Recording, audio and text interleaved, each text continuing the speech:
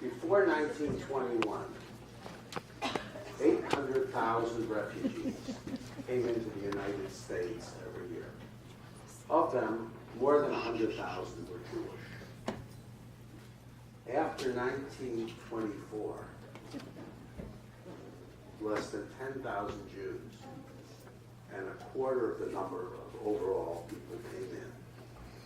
When the Emergency Quota Act was passed in 1921, it said that rather than people coming into the country, there would be quotas based on the 1910 census. 4 years later, that was not enough.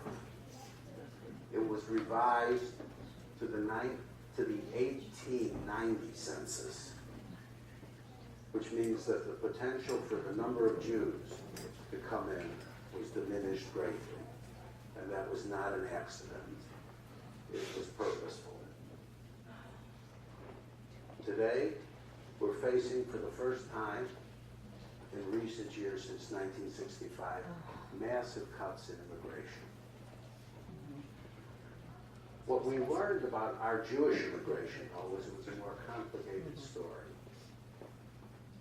The very words that are used now to sound evil, chain immigration, was actually started as family unification, which is how many people here whose parents or grandparents came to this country were not the first in their family to come in, but there was another relative who was here first and brought them in, and that became the basis.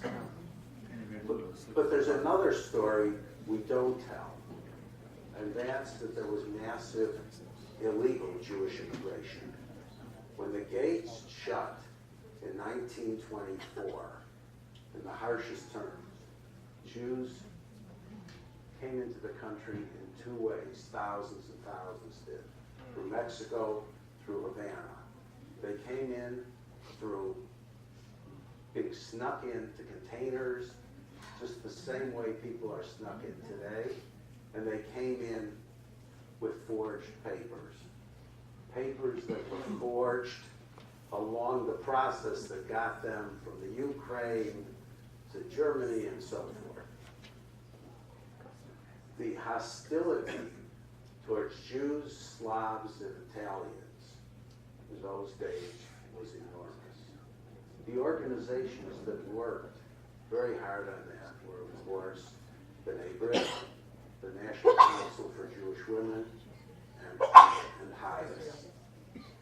But the tone of quotas that was set in 1924 was never changed until 1965. And just to give you a few bits of data